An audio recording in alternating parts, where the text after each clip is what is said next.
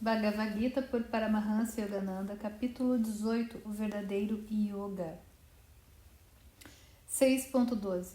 Imóvel na cadeira, com a mente voltada para um único ponto, sem se dispersar mentalmente, nem reagir aos estímulos dos sentidos, o yogi busca a autopurificação por meio da prática yógica, recorrendo às técnicas prescritas por seu guru. 6.13. Mantendo a espinha, a cabeça e o pescoço firmemente eretos e imóveis, o yogi concentra o olhar calmamente no ponto de origem do nariz, Nasikagram, entre as sobrancelhas sem dali se desviar. Essa estrofe completa as instruções do Gita sobre a postura correta de meditação, inclusive a direção do olhar. Os tradutores muitas vezes entenderam que a estrofe fala em fixar os olhos na ponta do nariz. Nasikagram, palavra sânscrita, significa não apenas frente, confundida com ponta, mas também origem.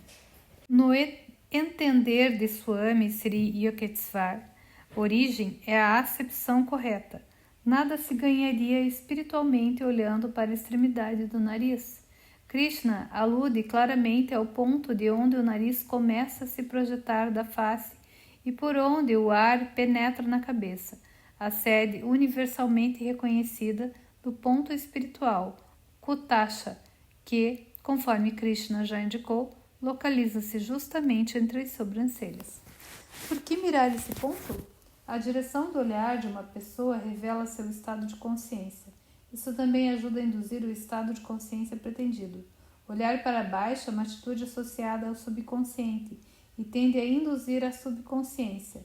O olhar direto à frente não apenas é associado à vigília, como ajuda a pessoa a manter-se alerta e pronta quando se sente prestes a adormecer. E olhar para o alto é associado à supraconsciência. É comum, quando nos sentimos inspirados por algum pensamento ou acalentamos esperanças, voltarmos quase instintivamente os olhos para cima. Há mais coisas envolvidas na posição meditativa ideal dos olhos.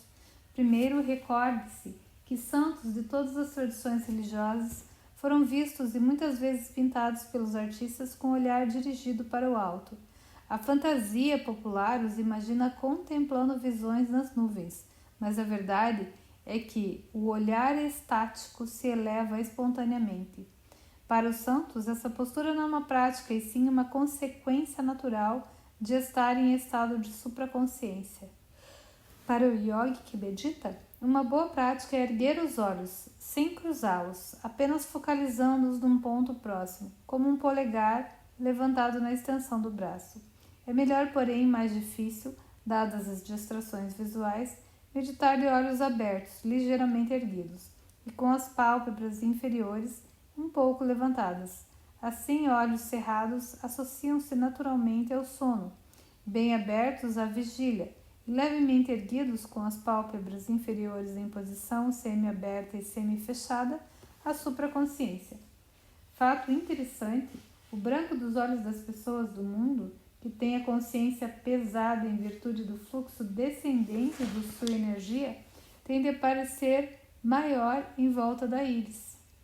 Os olhos dos yogis, em geral, mostram pouco ou nada dessa área clara. Também isso é resultado do soerguimento das pálpebras inferiores, que acompanha uma consciência elevada. 6.14. Sereno e intemerato, firme em seu voto de brahmacharya, controle sexual, a mente controlada e a atenção fixa em mim. O yogi assentado deve meditar, tendo-me por alvo supremo do seu esforço. Uma pergunta brota naturalmente aqui e outras partes dessa escritura, no espírito dos verdadeiros aspirantes à verdade. O controle sexual absoluto é imprescindível no caminho espiritual? A ser assim, pensam muitos, quase todas as pessoas, a menos que desertem por completo a sociedade e vivam longe dela como eremitas, estão fadadas a percorrer um caminho que, afora todos os outros problemas encontrados, não apenas difícil como impossível. Porém, o grande mestre do Himalaia, Babaji, ao iniciar Lahiri Mahasaya, homem casado e com filhos no Kriya Yoga, instruiu-o a ensinar essa ciência a todos, tanto pessoas que viviam e trabalhavam no mundo, quanto os sannyasis, que implorassem humildemente ajuda.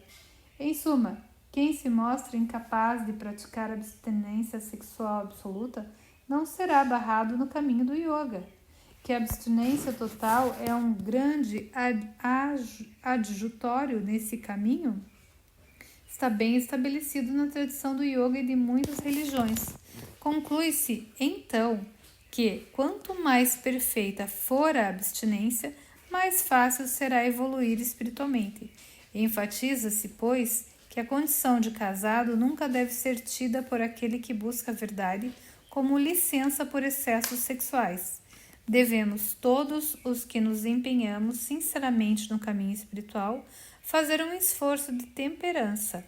Há, por outro lado, graus de brahmacharya, uma vez por mês ou, por exemplo, fornecido pelos pais do yoga, uma vez por ano.